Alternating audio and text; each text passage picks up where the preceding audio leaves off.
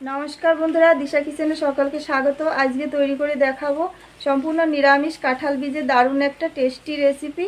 আর এই রেসিপিটি শুরু করি তার আগে যে সকল বন্ধুরা চ্যানেলে নতুন এখনও পর্যন্ত চ্যানেলটিকে সাবস্ক্রাইব করনি, প্লিজ সাবস্ক্রাইব করে আমার পাশে থাকবে। আর যদি ফেসবুক থেকে দেখে থাকো অবশ্যই ফেসবুক পেজটিকে ফলো করেও আমার পাশে থাকবে। তাহলে চলো এবার ঝটপট রেসিপিটি শুরু করি। এখানে 1 প্লেট কাঁঠালের বীজ নিয়ে নিয়েছি, বীজগুলোকে কেটে নেব। এখানে একটা বটি নিয়ে নিয়েছি আর এখান থেকে একটা বীজ নিয়ে নিলাম। এবার আমি বীজটাকে মুখ ছাড়িয়ে নিলাম কাঁঠালের বীজের। এবার বীজটাকে কেটে নিচ্ছি মাঝখান থেকে। আর এই বীজগুলো কিন্তু সুন্দর করে কিন্তু শুকিয়ে নেওয়া হয়েছে। আর এর বীজের খোসাটা কিন্তু সুন্দরভাবে ছুটে যাচ্ছে, দেখতেই পাচ্ছ। তো আমি এবার মাঝখান থেকে কেটে নিচ্ছি এরকম করে।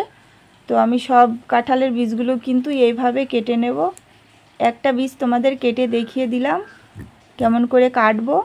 তো সুন্দরভাবে কিন্তু কাঁঠালের বীজগুলো এইভাবে খোসাটা ছাড়িয়ে নেওয়া যাবে। এবার আমি একটা পাত্রের মধ্যে নিয়ে নিচ্ছি। ঠিক একইভাবে সবগুলো বীজ আমি খোসা ছাড়িয়ে এরকম করে পাতলা পাতলা করে কেটে এই যে একটা পাত্রের মধ্যে নিয়ে নিয়েছি। এবার আমি এগুলোকে একটু ধুয়ে নেব, তার জন্য ঢেলে দিলাম এর মধ্যে জল। আর ভালো করে কিন্তু বীজগুলোকে ধুয়ে নিতে হবে, এর মধ্যে কিন্তু অনেকটা কষ থাকে। তো ভালো করে আমি দেখো জল পাল্টিয়ে পাল্টিয়ে কিন্তু 2-3 বার করে ধুয়ে একটা প্লেটের মধ্যে বীজগুলোকে তুলে নিয়েছি। এবার আমি এর মধ্যে নিয়ে নেব 4টে কাঁচা লঙ্কা। এবার এগুলোকে আমি একটা মিক্সিং জারের মধ্যে দিয়ে একটু গুঁড়ো করে নেব। মিক্সিং জারের মধ্যে নিয়ে নিয়েছি, এবার ঢাকনাটা লাগিয়ে এটাকে একটু গুঁড়ো করে নেব। তো দেখো বন্ধুরা, এই যে মিক্সিতে দিয়ে আমি কিন্তু এটাকে একটা পেস্ট বানিয়ে নিয়েছি, দেখো ঠিক এরকম। এবার এটাকে একটা পাত্রের মধ্যে নামিয়ে নেব। তো এখানে একটা বাটির মধ্যে আমি এই যে নামিয়ে নিয়েছি।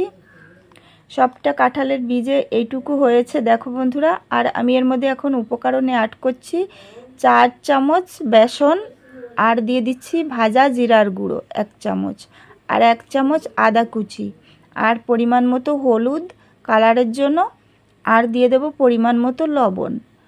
এবার লবণ হলুদ সব কিছু দিয়ে সুন্দর করে একটু মেখে নেব 2-3 মিনিট ধরে।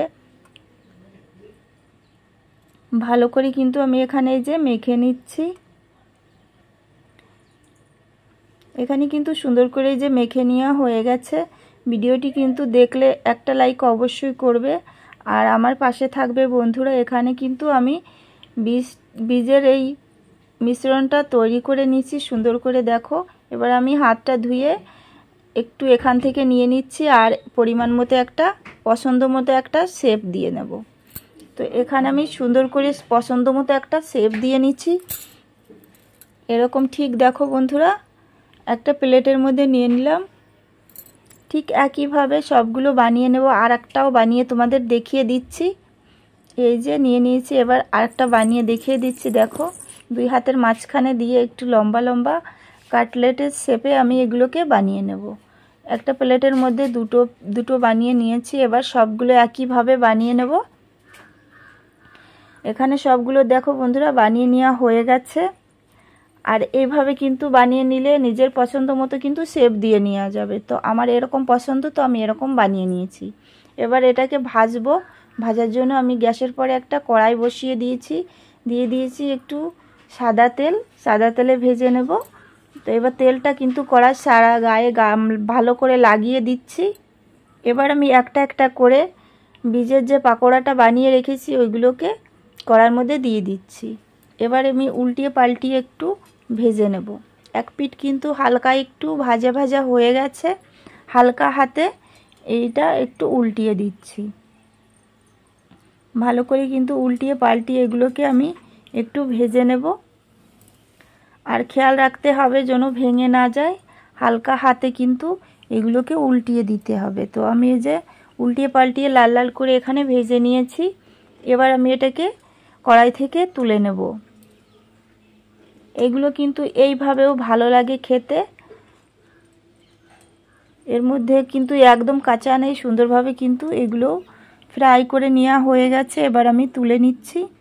তো সবগুলো পাকোড়া কিন্তু আমি কাঁঠালের বীজের তুলে নিয়েছি কড়াই থেকে। আমি 2 ব্যাচে ভাজবো। তো 1 ব্যাচ তো ভেজে তুলে নিয়েছি, আর 1 ব্যাচে ভেজে নিচ্ছি এই যে এগুলোকেও এক পিঠ হয়ে গেছে, এবার উল্টিয়ে দিচ্ছি ঠিক একইভাবে।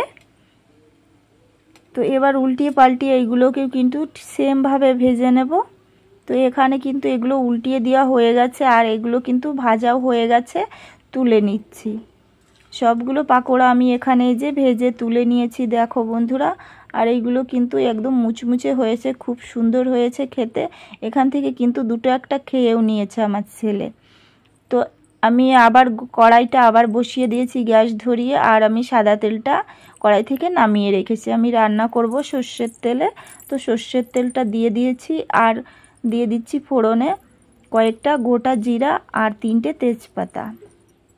এবার ফোড়নটা একটু লাল লাল হয়ে গেছে।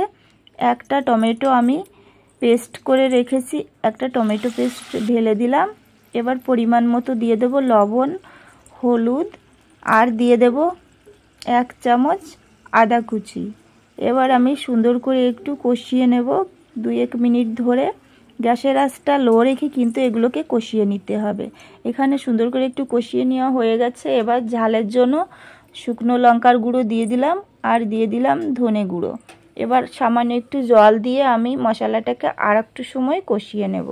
জল না দিলে মশলাটা কিন্তু নিচে থেকে ধরে যেতে পারে, সেই জন্য জল দিয়ে একটু কষিয়ে নিচ্ছি। তো এখানে দেখো মশলাটা সুন্দর করে কষিয়ে নেওয়া হয়ে গেছে। এখন 1 চামচ দিয়ে দিচ্ছি সবজি মশলা।